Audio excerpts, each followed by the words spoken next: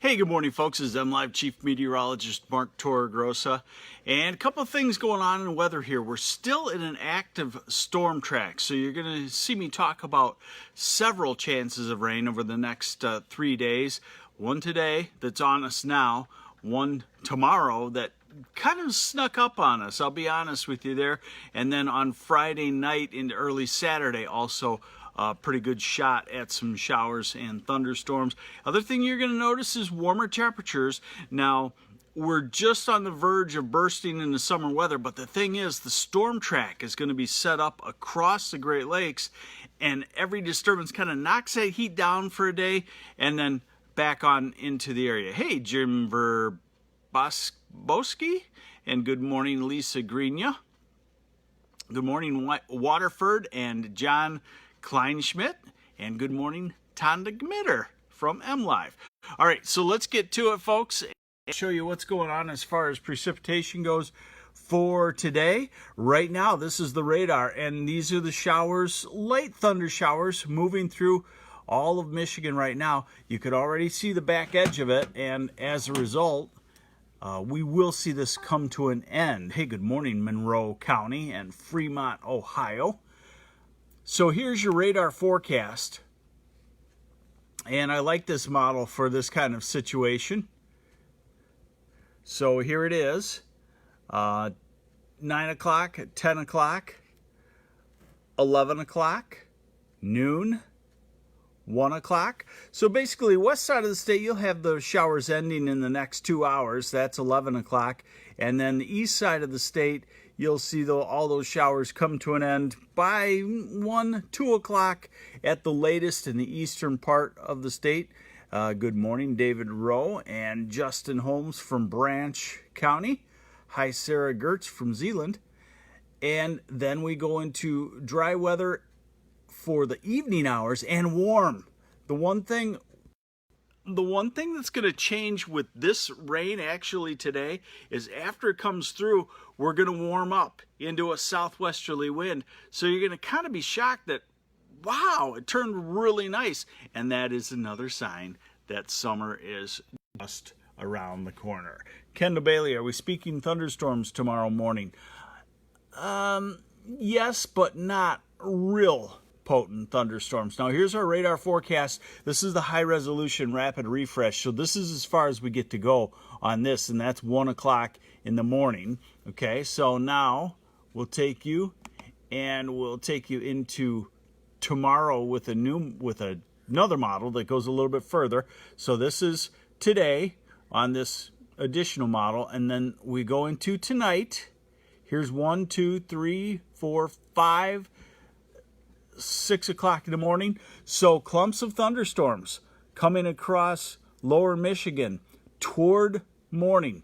Overnight, if you're like us and you got the dog that can't handle the thunder and lightning, you might get an early wake-up call about 5 or 6 o'clock. Although at our household, the Frady cat dog, Daisy, is unfortunately now deaf. And it really helps with the thunder. She does not freak out on thunder. She still freaks out on lightning when she starts to see it, but the preceding thunder for a half hour before a storm, we don't have to deal with her freaking out anymore, and that's kind of a good thing, although we don't want her to be deaf, obviously. So here's Thursday morning. This is 8 in the morning. The clumps of thunderstorms, Saginaw, down through Lansing and Jackson, over to Ann Arbor and Detroit. And by 10 in the morning, they're gone. And then the rest of tomorrow is dry. So it is a dry day tomorrow after an early morning clump of thunderstorms. And let's keep going. I don't necessarily like the accuracy of this model when it gets out to the end of it, out to 60 hours. But I think right here it's showing you the general trend and that another batch of showers will come through on Friday. So right now we're looking at the showers and light thunder showers now and for the next few hours. Then we're looking at another burst late tonight, early tomorrow morning. And then we're looking at another burst on Friday, probably Friday afternoon, Friday night, early Saturday morning. Now, I've been tracking which model is doing best, and of course the European continues to stomp all over the U.S. model. The European takes the rain out by early Saturday morning. The U.S. model hangs the rain into the southeast half of the state through early afternoon on Saturday. So that's kind of where the discrepancy lies in the forecast right now. And right now I would go with the European because it's been tracking a whole lot better. Yes, chilly still in Clinton Township. It was a nice light to moderate warm rain this morning, and that's the key, is warm rain.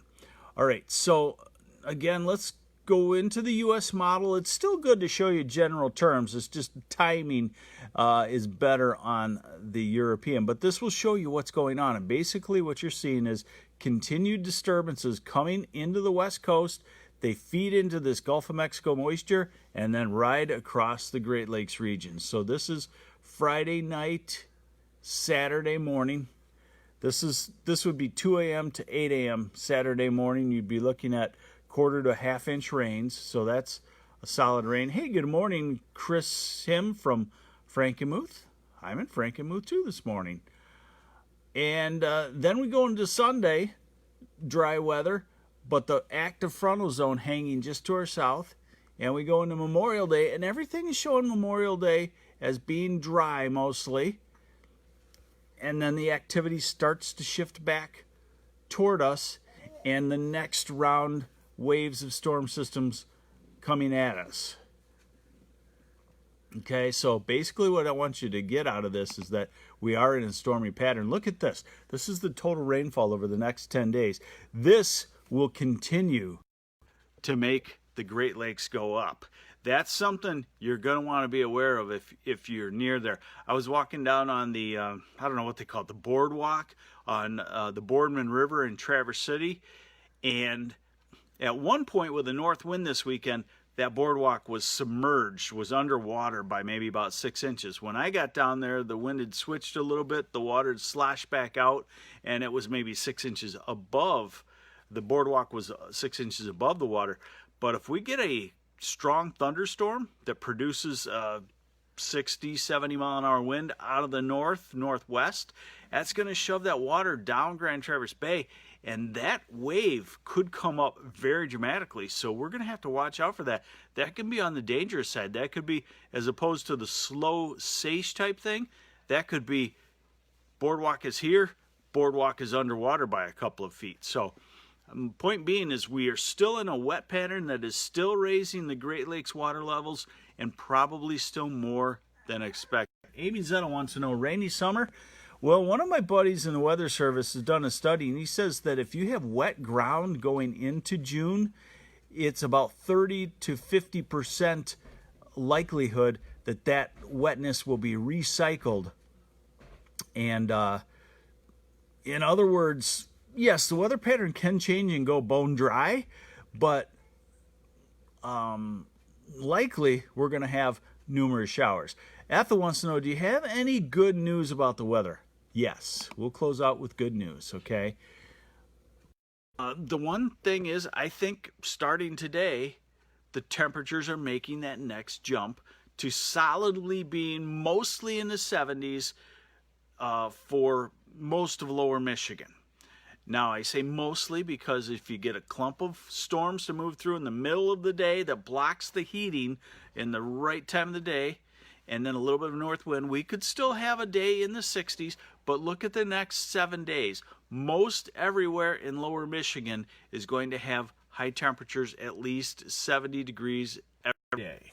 Kevin Scott, yes, 3 to 6 hour windows of rain the next 3 days, okay? So here's today, and look at this.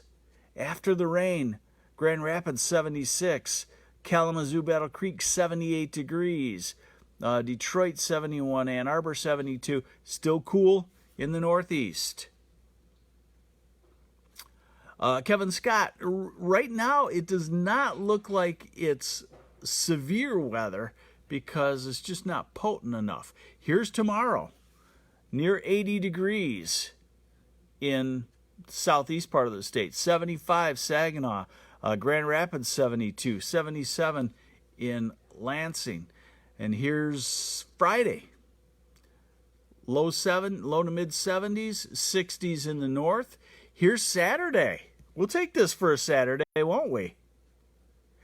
Yeah, you know what? This gradual warm-up, I think, is a really nice thing. We're into a stretch of very, very nice, comfortable weather. Okay, Brenda, I'll get to that in just a second. Why is the European model more accurate? We'll talk about that here in just a moment. Now, this is Sunday, 70s. This is Memorial Day. Could cool a touch toward Memorial Day. I'd call it 65 to 72. And here's Tuesday. Scott, I hear you. Landscaper, and the rain is killing you.